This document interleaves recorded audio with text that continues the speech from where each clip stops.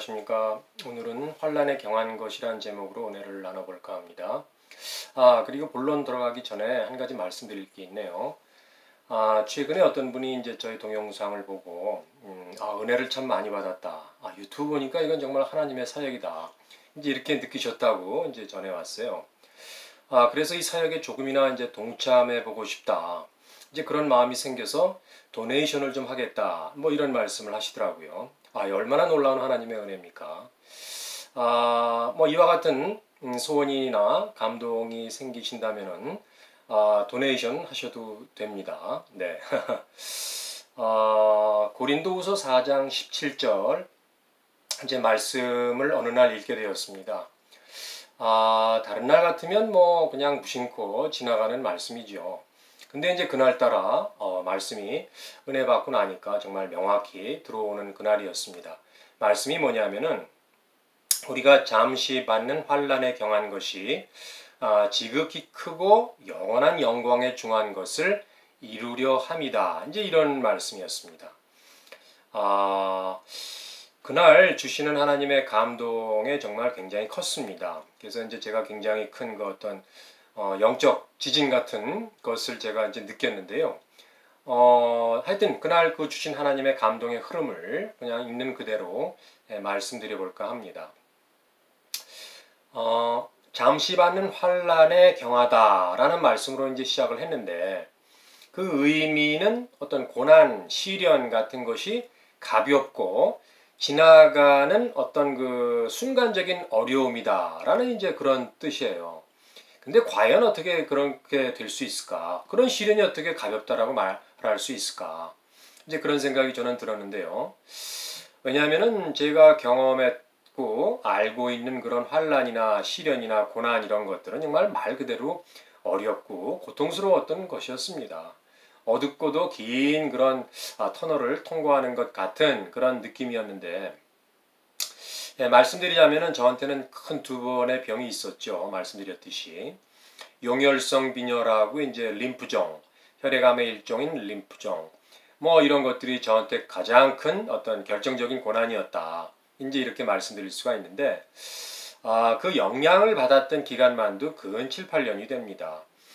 그러니까 거기에서 파생되는 어떤 그 삶의 다양한 어려움이 많이 있을 수 있지 않겠습니까? 직장의 문제가 이제 가장 컸을 거고요. 그 다음에 이제 어떤 재정의 문제, 그 다음에 어떤 그 이제 아프고 그러니까 뭐 짜증도 나고 그러니까 이제 관계의 어려움 그런 것도 있었을 수 있고요. 그 다음에 병 자체로 인한 고통도 있었습니다. 또 내가 왜 이런 또 생각 때문에 분노와 짜증 같은 거, 그 다음에 외로움, 그 다음에 좌절의 문제, 번민의 문제, 뭐 생각나는 게 그 정도인데. 이외에도 참 많이 있지만 뭐 그런 것들이 저한테 하여튼 삶에서 많은 이제 고통을 수반했던 그런 것들이었습니다. 고난을 반길 사람이 이 세상에 어디 있겠습니까? 하나님께서는 그럼에도 불구하고 제가 원하지 않는데도 하나님이 원하시는 때에 저한테 고난과 시련을 이제 자주 허락하셨다. 저는 그렇게 이제 생각을 하고 있죠. 처음에는 왜 그렇게 하나님께서 저한테 그런 고난 같은 것들을 허락하시는지 그 이유를 잘 몰랐어요. 그런데 이제 말씀을 묵상하면서 제가 깨달아 알게 된 것들이 있는데 바로 그 히브리서 12장 6절 말씀이 그겁니다. 주께서 그 사랑하시는 자를 징계하시고 그가 받아들이시는 자마다 채찍질하신다. 이런 말씀이 나와 있습니다. 얼마나 귀하고 대단한 말씀입니까? 이 말씀이. 성경 말씀을 읽으면서 하나님께서 정말 그렇게 하시는구나 라고 머리로 이해하고 지나가는 거하고 말이죠. 하나님께서 나를 사랑하셔서 정말 징계를 통한 그런 훈련으로 말미암아 나한테 단련을 시키셨구나 라고 통감하면서 깨닫는 거하고는 이게 전혀 다른 차원이다. 이제 이런 거를 제가 느꼈습니다. 제가 이제 징계받고 어떤 채찍질 받는 것, 그게 이제 영어 성경으로 보면은 훈련이다 이렇게 표현이 되어 있는데 그렇게 훈련시킨 하나님의 목적은 하나님의 뜻과 어떤 계획에 맞는 아들이 되기 위한 것. 달리 얘기하면은 하나님의 사랑하는 아들이었기 때문에 그런 징계를 허락하셨다라는 것을 저는 분명히 깨달아 알게 되었습니다. 자, 히브리서 12장 6절 말씀처럼 제가 하나님의 아들이라는 사실을 깨달아 알게 된다는 거. 이게 얼마나 엄청나고 놀라운 일입니까? 이제 그런데 하나님께서 그 말씀을 저한테 주셨어요. 작년 어느 날 이제 새벽에 또 묵상하는 가운데에 정말 놀라운 또 감동의 말씀, 감동을 주셨는데 뭐냐면은 예수님께서 왜 그 마태복음 보면은 그 세례를 받으셨지 않습니까? 세례 요한한테. 그때 이제 물에서 올라오실 때 하나님께서 말씀을 주시고 감동을 주시고 말씀을 이제 주셨어요. 그 말씀이 뭐냐면은 이는 내 사랑하는 아들이요 내 기뻐하는 자라 이 말씀을 주셨는데 그 말씀이 번개같이 제 속에 떠오르는 거예요. 하나님께서 생각나게 하신 거죠. 그러니까 하나님께서 그 생각나게 하시는 방법으로 저한테 말씀을 해주셨어요. 사랑하는 아들이다. 기뻐하는 자다. 이렇게 말이죠. 정말 그때를 생각하면은 지금도 그때의 감격과 감동이 이제 생각납니다. 그리고 또 훈련시킨 또 하나의 목적이라고 깨닫게 된 것은 뭐냐면은 저는 제 영을 구원을 받았습니다. 분명히. 근데 육신은 아직 구원을 받지 못했어요. 육신에 남아있는 죄성이 아직도 그대로 저를 사로잡고 있을 때가 있죠. 그렇지만 육신도 그 영화의 날에 완전한 다른 형태로 인해서 완전한 그런 구원을 받게 된다는 것을 말씀을 통해서 이제 알고 있는데 그 육신을 성령에 복종시키는 것이 어떻게 보면 성화의 삶인데 그 성화의 삶을 제게 이루게 하려는 것, 즉 영적 성장과 영적 성숙을 제게 이루게 하기 위한 것이다. 그 징계의 목적이. 그것은 또 어떻게 얘기하면은 나는 날마다 죽노라라는 그런 사도 바울의 고백이 나의 고백이 되도록 하는 그런 훈련이었다라고 이제 말씀드릴 수가 있습니다. 그리고 이제 깨달은 중요한 건 뭐냐면은 그런 징계와 채찍질의 목적이 나를 향한 하나님의 사랑이었다라는 것이었습니다. 그렇지만 여하튼 일단 그런 고통의 터널로 들어서면은 그 어둡고 정말 괴롭고 그런 시간을 보내야 된다는 것은 자명한 사실 아니겠습니까? 그런데 어떻게 바울은 그런 것들이 경하다고 또 가볍다고 이야기할 수 있을까? 일반적으로는 일반적 상식으로는 이해가 되지 않는 말 아니겠습니까? 그러나 분명히 사도 바울은 자기가 그런 겪었던 고난과 시련이 가볍고 또 잠시 동안이었다라고 말씀을 하고 있다는 겁니다. 그리고 이제 본문 시작할 적에 보면은 우리가 잠시 받는 이렇게 이제 우리라는 표현을 썼어요. 내가 받은 고난이 아니라 우리가 받은 고난이다. 그래서 말씀 안에 모든 사람을 동참시키고 있다라는 것을 제가 이제 주목하게 되었는데요. 이것은 어떻게 또 깨닫게 되냐면 하나님께서 감동을 주셨냐면은 사도 바울 본인이 말한 뜻을 만약 우리가 깨닫게 된다면 모든 사람이 자기와 같은 고백을 할 수 있을 것이다. 즉 환난을 경하게 여길 수 있게 되고 그런 믿음이 놀라운 경지에 갈 수 있을 것이다 라는 걸 암시해 준 것이 아니냐라는 생각을 저는 이제 해보게 된 겁니다. 그리고 바울은 더 나아가서 그 환난에 경한 것이 그 어떤 그 시련을 능가하고도 남을 영원한 영광을 우리에게 이루어준다 라는 그런 놀라운 또 고백을 했어요. 어떻게 바울은 그런 고백을 할 수 있었을까? 참 정말 의문이 들었습니다. 근데 이제 바울의 일생을 보게 되면은 그처럼 고난과 환난과 시련을 많이 겪은 사람도 거의 없을 것이다. 왜냐하면은 고린도후서 11장에서 자세히 나와 있지만 그는 죽을 고비도 여러 번 넘겼고요. 가난, 배고픔, 추위 이런 각종 위험들로 인한 고생들이 굉장히 많았던 사람이었다는 걸 우리가 알 수 있습니다. 그럼에도 그의 입술에서 나오는 그 고백처럼 모든 환난이 가볍고 경하다? 도대체 무엇이 바울로 하여금 이런 고백을 하게 하였을까? 이런 의문이 이제 저한테 당연히 들었습니다.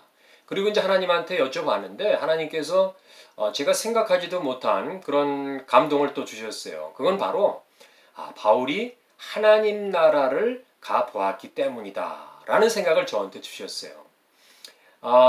우리가 이제 성경에서도 봤지만 사도 바울은 삼층천 셋째 하늘에 다녀온 경험이 이제 있습니다. 고린도 12장에 이제 나와 있는데요. 참고로 제가 이제 그 입에 삼층천이라는 말이 좀 붙어 있습니다. 옛날 성경에는 삼층천이라고 되어 있거든요. 그래서 이제 셋째 하늘로 하지 않고 삼층천이라고 이제 말하겠습니다. 양해해 주세요. 뭐라고 나와 있냐면은 고린도후서 12장 2절에 내가 그리스도 안에 있는 한 사람을 아는데 그가 14년 전에 셋째 하늘에 이끌려간 자다라고 자기가 이제 삼층천에 다녀왔다라고 이제 고백을 한 거죠. 바울은 그렇기 때문에 하나님 나라의 그 모든 신비한 거 직접 목격하고 경험했을 것이다. 이제 저는 그렇게 생각이 들었습니다. 아마도 그것이 12장 4절에 나와 있는 그런 표현이 아니겠느냐. 뭐라고 되어 있냐면은 그가 낙원으로 이끌려가서 말로 표현할 수 없는 말을 들었으니 사람이 가히 이르지 못할 말이로다. 참 신비한 거죠. 그 말 자체도. 그러니까 말로 표현할 수 없어서 그렇지 바울은 분명히 하나님 나라에 가서 정말 많은 것들을 경험했을 것이다. 삼층천이 낙원인데 낙원은 바로 하나님께서 거하시는 곳이 아니겠습니까? 그러니까 그 삼층천에 간 바울은 당연히 하나님을 뵀을 것이고 당연히 또 예수 그리스도도 배웠을 것이다. 그리고 무엇보다 중요한 것은 그 하나님의 속성, 성품이신 그 하나님의 사랑, 또 하나님의 거룩, 이런 것들이 무엇인지 분명히 알았을 것이고, 또 그 하나님 나라는 영광으로 가득 차 있지 않습니까? 그러니까 그 하나님의 영광, 하나님 자신의 그 영광이 무엇인지 아마 하나님 나라에 가서 그는 보았을 것이고, 또 분명히 그것이 무엇을 뜻하는 것인지를 알지 않았겠느냐. 이제 그런 생각이 들었습니다. 지금 제가 말씀드리는 거는 하나님께서 주신 그 저한테 감동으로 주신 것들을 말씀드리는 겁니다. 이것이 뭐 제가 이론적으로 어디 연구해가지고 이것이 맞다 이렇게 뭐 주장하는 게 아닙니다. 여하튼 그 하나님께서 초청하셨죠. 그 바울을. 그러니까 초청된 바울은 또 무엇을 봤을 것으로 생각하냐 하면은 그 영원히 빛나는 하나님의 보좌 위에 계신 그런 영광의 실체를 분명히 보지 않았겠느냐. 저는 그렇게 또 생각이 들었습니다. 그렇기 때문에 하나님 나라의 그 귀한 것을 경험하고 난 바울은 현재 보이는, 현재 나타나고 있는, 현재 있는 그 사실만 인식하는 그 현실의 세계에서 중요하고 가치 있고 영원한 것이 존재하는 실제의 세계로 눈을 돌린 것이 아니냐. 저는 이제 그런 생각을 또 해보게 되었습니다. 그 결과 바울은 어떻게 됐냐면은 이 땅에서는 보이지 않는 하늘의 신령한 것, 영원한 것을 주목하게 되었고 보이지 않는 하나님 나라의 그 영원한 그 영광의 무궁함, 뭐 이런 것들을 사모하게 되지 않았겠느냐. 저는 이제 이렇게 생각을 하게 된 것입니다. 아마도 그것이 고린도후서 4장 18절의 말씀이 아닌가 이렇게 이제 생각이 드는데요. 뭐냐면은 우리가 주목하는 것은 보이는 것이 아니요 보이지 않는 것이니 보이는 것은 잠깐이요 보이지 않는 것은 영원함이라. 바로 그 뜻 아니겠습니까? 가치 있고 중요한 것은 보이지 않는 것 아니겠습니까? 사랑이 눈에 안 보이지 않습니까? 믿음, 소망, 행복 뭐 이런 건 눈에 보이지 않지만 중요하고 아주 가치 있는 그런 것들이죠. 그래서 이제 사도 바울은 그 하나님의 모든 것을 경험을 했죠. 맛을 보았죠. 그렇기 때문에 사도 바울은 하나님 나라는 당연히 또 마땅히 우리가 가야 될 것이다. 때문에 하나님 나라의 복음을 그는 그토록 목숨이 다하도록 전했다라는 그런 생각이고요. 또 그 어떤 그 복음만이 하나님 나라에 들어가는 유일한 길임을 알았기 때문에 그 복음을 위해서 그는 평생 헌신을 했다. 이제 이런 생각이 들었습니다. 또 깨닫게 된 하나님께서 주신 그 감동이 뭐냐면 하나님 나라에서 그가 깨닫게 되고 보게 된 건 뭐냐? 하나님의 사랑이었을 것이다 라는 생각이 들었습니다. 고린도후서에서 4장 18절에서 말씀하시는 그런 보이지 않는 영원함이라는 거는 이 땅에서는 발견될 수 없는 거겠죠. 당연히. 이 땅에서는 거기에 해당되는 게 없지 않겠습니까? 그러니까 당연히 하나님 나라에서만 발견되는 그런 영원함일 것이다. 그런 보이지 않는 영원함 속에 하나님의 영원한 사랑이 가치 있는 것이 아니겠느냐. 왜냐하면 하나님의 사랑도 영원하지 않습니까? 하나님께서 영원하시니까. 사랑이 하나님 자신이시기 때문에. 그래서 바울은 낙원에서 그런 하나님의 영원한 사랑이 무엇인지도 아마 틀림없이 알게 되었을 것이다. 그렇기 때문에 사도 바울이 그런 수많은 그런 역경과 어려움과 죽을 고비를 넘기면서까지 복음을 그렇게 뜨거운 열정으로 끝까지 헌신하며 전할 수 있는 원동력이 되지 않았느냐라고 생각할 수가 있고요. 그렇기 때문에 그 원동력 중에 가장 중요한 게 하나님의 사랑이다. 하나님의 사랑이 그의 마음을 완전히 사로잡았기 때문이지 않았겠느냐. 저는 그렇게 생각을 해본 겁니다. 사랑 중에 또 그리스도의 사랑도 빼놓을 수 없지 않겠습니까? 바울은 회심으로 이끈 그런 그리스도의 그런 사랑을 알았죠. 그러니까 이제 그가 고백하기를 고린도전서 15장에 그리스도의 사랑이 우리를 강권하시는도다. 그가 강권 받았기 때문에 그렇게 이제 고백할 수 있었을 거고요. 그런 강권적인 하나님의 그 그리스도의 그런 사랑의 마음 때문에 그런 어려움이 수없이 앞에 있음에도 불구하고 이방인들에게 복음을 전할 수 있었을 것이다.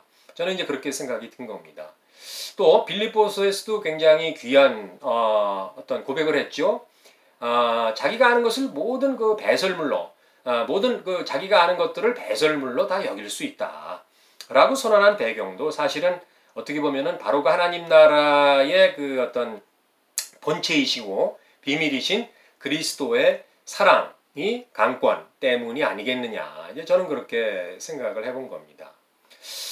그래서 그 하나님의 그 어떤 사랑, 하나님 나라의 영광, 뭐 이런 것들이 이제 사도 바울이 얘기하고 있는 그 지극히 크고 영원한 영광에 중한 것이 아니겠느냐. 그런 감동을 하나님께서 이제 주셨어요. 결국 영원한 영광에 중한 것이라고 하는 것은 모든 것이 최종 이르게 되고 완성되고 목적하는 하나님 나라에서 보게 될 바로 그것. 다시 말해서 에베소서 1장 11절에서 말씀하고 있는 그리스도 안에서 모든 피조물이 통일되죠. 하나로 완성되는 그 하나님 나라에서 보게 될 하나님 나라의 영광이다. 이런 감동을 하나님께 주셨습니다. 얼마나 놀라운 겁니까? 그리고 그 하나님의 영광이라고 하는 것은 다시 말해서 그 안을 더 들어가 보면은 하나님 자신이다. 그리스도 자신이시다. 그러니까 결국 영원의 영광에 중한 것이라고 하는 것은 뭐 기업이다 뭐 이렇게 여러 가지 표현이 되지만 결국 하나님 자신이 바로 영광에 중한 것의 핵심이고 본체다. 저는 이제 그런 감동을 하나님께서 주셨습니다. 삼층전으로 초청하신 하나님께서는 바울에게 정말 말로 다 할 수 없는 여러 가지 하늘의 신령한 것과 신비한 것들을 보여주셨죠. 또 알게 하셨을 거다 저는 믿고 있는데, 왜냐하면은 하나님께서 잠깐 말씀드렸지만 그 바울의 의사와는 관계없이 하나님께서 하늘로 들어 올리셨죠. 초청을 하셨죠. 본문에 어떻게 말씀되어 있냐면은 성경 본문에 셋째 하늘에 이끌려갔다. 그가 낙원으로 이끌려갔다. 이런 말씀들이 있지 않습니까? 이끌려갔다라는 거는 사도 바울의 의사와는 전혀 관계없이 하나님께서 하신 일이다라는 것을 말해주고 있는 겁니다. 그러니까 하나님께서 초청하셨으니까 초청한 사람이 그냥 초청했겠습니까? 무엇을 말해주고 무슨 뭐를 좀 이렇게 대접하고 그에게 얘기해주고 싶은 게 있기 때문에 초청하시지 않았겠느냐. 이제 그런 생각이 들었습니다. 그런 것들을 다 경험하고 체험하고 알게 된 사도 바울이 이제 이 땅에 당연히 이제 내려왔겠죠. 그 다음에 그 땅에 내려온 그 바울은 때만 되면, 즉 하나님께서 그 주신 그 정말 무궁한 영광, 그런 신비함, 그런 것들을 생각만 하게 되면은 기억이 떠오르는 거죠. 하늘나라에서 그 체험이. 그래서 감당할 수 없는 기쁨과 감격, 감동 이런 것들이 흘러넘치는 거죠. 그 충격적인 하나님의 그 낙원, 어떤 낙원의 체험, 그런 것이 그때마다 계속 반복적으로 이제 기억나는 것이죠. 그래서 하나님께서 주신 그 감동을 사도 바울은 때가 되면 놀라운 그 말씀으로 그 감동을 다 풀어내고 있는 것 같다라는 생각이 저한테 들었습니다. 로마서 8장 18절이 바로 그런 말씀인 것 같아요. 생각하건대 현재의 고난은 장차 우리에게 나타날 영광과 좋게 비교할 수 없도다. 장차 우리에게 나타날 영광이 있는데 그런 걸 생각만 한다 그러면은 우리가 지금 현재 겪고 있는 환난과 어떤 시련이라고 하는 거는 아무것도 아니다. 하찮은 것이다. 넉넉히 감당할 수 있다. 이제 이런 사도 바울의 어떤 표현 아니겠습니까? 얼마나 고린도후서 4장 17절과 유사한 그런 의미가 아니겠느냐. 이제 그렇게 저는 생각이 들었고요. 그렇기 때문에 그 하늘나라, 하나님 나라를 경험한 바울이 볼 적에는 말이죠. 바울의 관점으로는 광대하고도 영원무궁한 그런 하나님, 그리고 하나님 나라, 또 하나님의 그 무궁한 영광, 이런 거와 비교했을 때 이 땅에서 그가 경험했던 또 앞으로 경험할 그 모든 환난과 시련과 어떤 그런 어려움, 이런 것들이 상대적으로 매우 경미하고 일시적인 것들이다. 이제 라고 그가 고백한 것 같아요. 제가 이제 느낄 적에는. 이제 그런 것들을 전체적으로 감동으로 하나님께서 주셨어요. 베드로도 같은 맥락의 말씀을 이제 베드로전서 5장에서 하고 있는 것을 우리가 볼 수가 있습니다. 자기의 영원한 영광에 들어가게 하신 이가 잠깐 고난을 당한 너희에게 뭐 이렇게 말씀이 나오는 것이 얼마나 또 유사한 맥락의 말씀입니까? 지금 말씀드린 것들이 어느 날 새벽에 하나님께서 이제 고린도후서 4장 17절 말씀을 묵상하는 가운데 근 2시간 동안 저한테 폭포수 같이 은혜의 그런 어떤 감동을 주신 것들을 제가 지금 그대로 전한 겁니다. 굉장히 놀랍지 않습니까? 자, 이제 이제 묵상 이제 2시간 그런 걸 떠나서 이제 말씀을 드리면은 그런 하나님의 은혜가 이제 상당히 저한테 많이 임했지 않습니까? 그래서 하나님의 나라에 대해서 이제 눈을 뜨게 되었다고 제가 말씀을 드렸고요. 그 뜬 눈으로 사도 바울의 지금 그 고린도후서 4장 17절 그 감동의 그 여러 가지와 함께 복합적으로 생각을 해보니까 공감되는 부분이 너무 많이 있다라는 걸 제가 느꼈습니다. 그건 정말 전적으로 하나님의 은혜죠. 성령의 조명하심이고 제 마음의 눈을 열어주신 그런 지혜와 계시에 정말 성령님의 도우심이다. 이렇게 말씀드릴 수가 있습니다. 그리고 그 말씀을 정말 시간이 지나면서 묵상하면 할수록 그런 고백을 나도 할 수 있으면 얼마나 좋겠느냐. 이제 이런 소원이 저한테 생기게 됐습니다. 하나님과 하나님 나라의 영광을 정말 온전히 알게 됨으로 말미암아 이 땅에서 겪는 그런 모든 환난과 시련이 정말 잠시 동안 있다가 사라지는 그런 경미한 일로 여길 수 있는 그런 믿음과 소망이 있다면 얼마나 좋겠습니까? 저한테 말이죠. 하나님께서도 얼마나 기뻐하시겠습니까? 우리가 잠시 당하는 그런 환난에 경한 것이 지극히 크고 영원한 영광에 중한 것을 우리에게 이루려 함이라. 이것은 우리 모두에게 주신 하나님의 약속의 말씀이라고 저는 믿습니다.